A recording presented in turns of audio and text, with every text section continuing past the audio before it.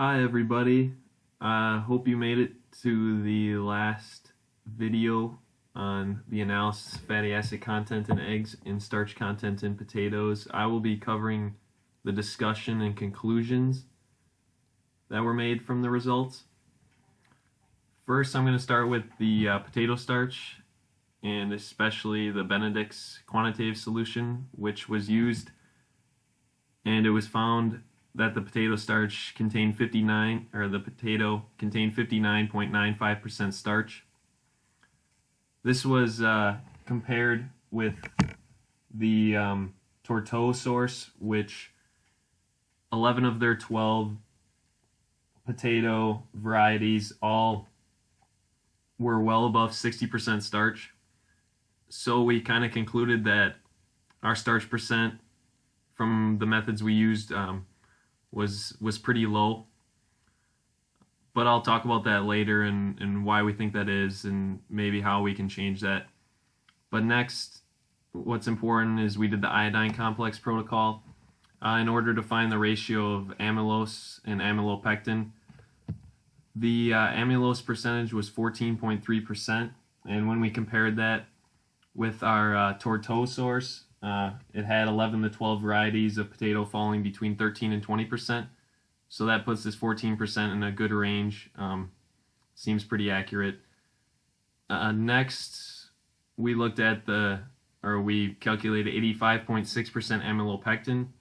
And in comparison with the Cristil source, which had potatoes falling between 79 and 89%. So that put our 85.6% in a fairly accurate range.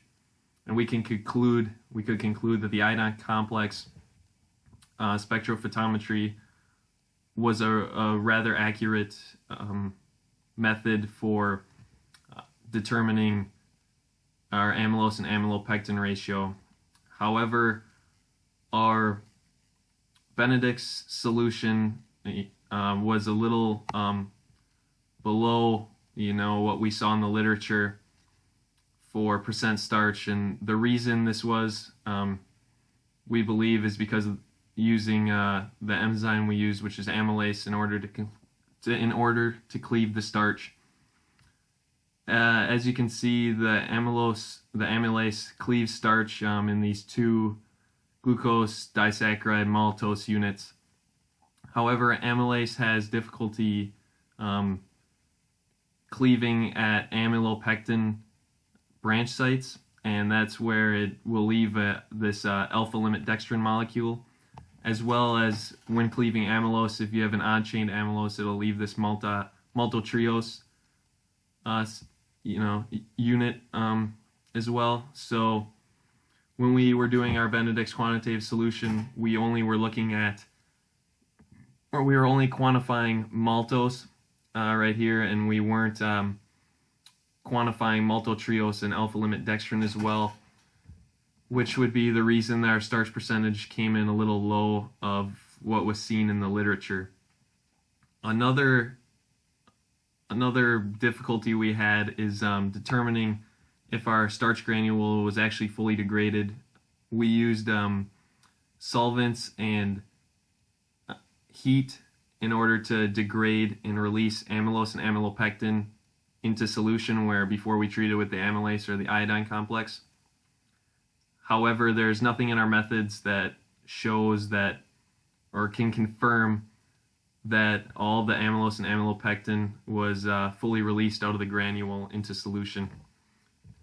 Next, I'm going to move on to the egg yolks, and what we did for egg yolks first was TLC analysis, as you can see up here in this results box.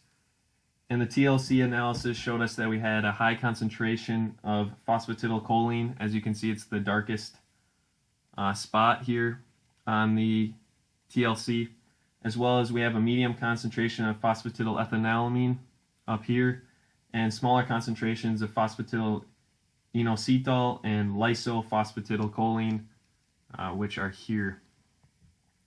Next, we did gas chromatography and mass spectrophotometry in order to discern fatty acids that were present in the egg yolk.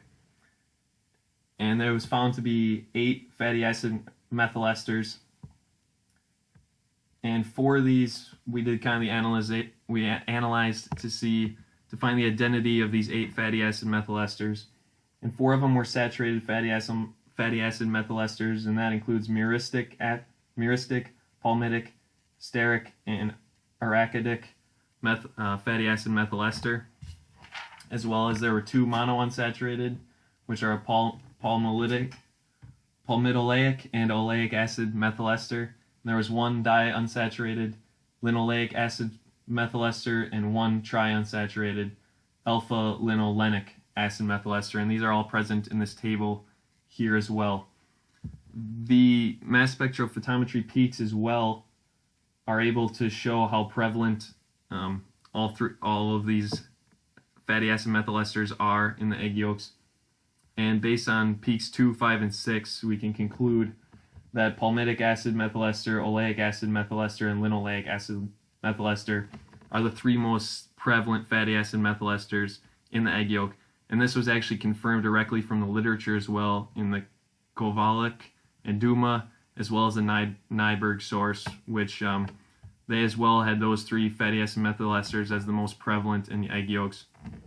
So overall, we could assessing the goals that we set forth in this experiment. The first was finding the starch percentage, which, although maybe not completely accurate, the method itself, if we are able to calculate for maltotriose and alpha-limidextrin, will be fairly accurate. The amylose-amylopectin ratio was able to be found very effectively. And the final goal we had was just analyzing and finding the identity of the different lipids present in egg yolks. And we were able to find 12 different lipids, 8 of them being fatty acid methyl esters that were contained in the egg yolk. So next, I just want to speak a little bit on the future directions that we would go on to next if we were to continue on this project. And the first, as I spoke on quite extensively, is being able to quantify maltotriose and alpha-limidextrin, and then be able to use that with our calculations, the Benedict's protocol, to get a more accurate and what we would believe to be a higher percent starch. Secondly, we would like to compare kind of the molecular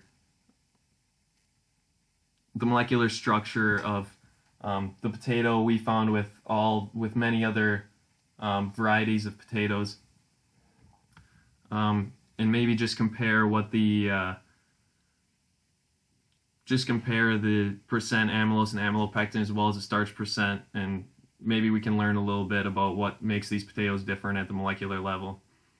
As well, one of the difficulties that we definitely had in egg yolk was finding a method to get really good separation and extraction.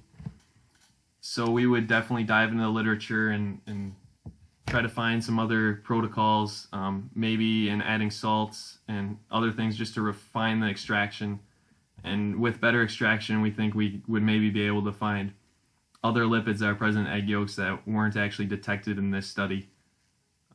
But that's pretty much what we would like to do in the future. If you have any questions, definitely let us know. I hope we can explain everything, as well as any references that are featured throughout this poster are all contained here in this bottom section if you want to check those out. But otherwise, thank you very much for listening.